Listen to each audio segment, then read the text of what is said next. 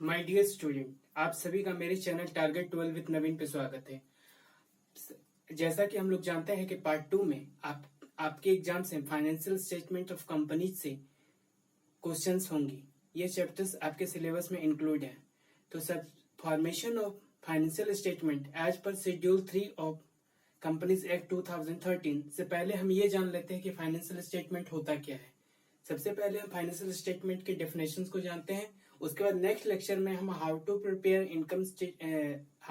Financial statements के बारे में जानेंगे। सबसे पहले हम देखते हैं कि financial statement refers to such statement which report to the profitability and financial position of the business at the end of the accounting period। जब कोई भी कंपनी अपना बिजनेस स्टार्ट करती है तो वो अपना बिजनेस के लिए एक अकाउंटिंग ईयर रखती है जिसपे वो अपने बिजनेस के परफॉर्मेंस को इवेल्यूएट करती है।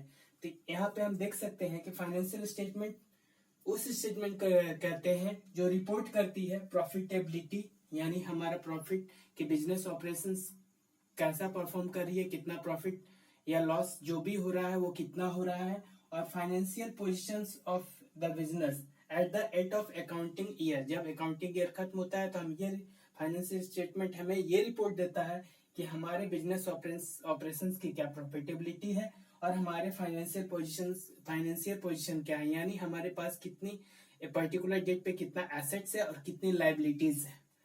अब अगर हम देखते हैं तो दो टाइप्स की कंपनीज होती है। कंपनीज दो टाइप की होती हैं जो फाइनेंशियल स्टेटमेंट को प्रिपेयर करती हैं। पहले कंपनी है प्रॉफिट मेकिंग, ऐसी कंपनी जिनका ऑब्जेक्टिव प्रॉफिट अर्न करना होता है, और दूसरी होती है non profit making company. Non profit making company का मीन्स होता है कि ऐसी कंपनी जो सर्विस प्रोवाइड करती है और उनका मेन मोटिव प्रॉफिट अर्न करना नहीं होता, उनका मेन मोटिव सर्विस प्रोवाइड करना होता है। जैसे एनजीओज, ये एनजीओज क्या करती है, कभी कभी साइंस, कल्चर, स्पोर्ट्स से आदि को प्रमोट करती है। जब हम प्रॉफिट मेकिंग कंपनी की ओर आते हैं तो वो दो तरह के स्टेटमेंट्स बनाती है।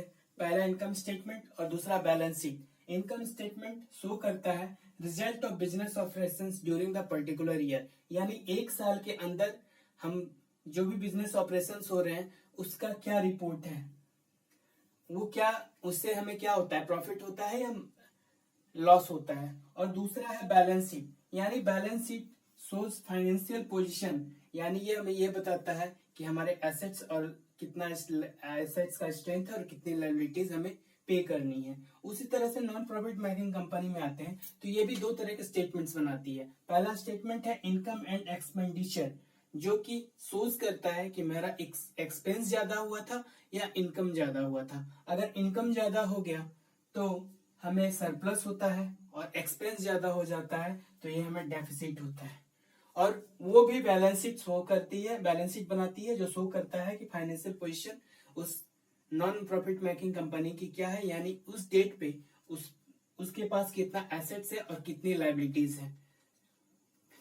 थैंक्स फ्रेंड्स, ये हमारा आज का लेक्चर यहीं पे खत्म होता है और ये आपको फाइनेंशियल स्टेटमेंट की क्लैरिटी देता है कि फाइनेंशियल स्टेटमेंट होता क्या है।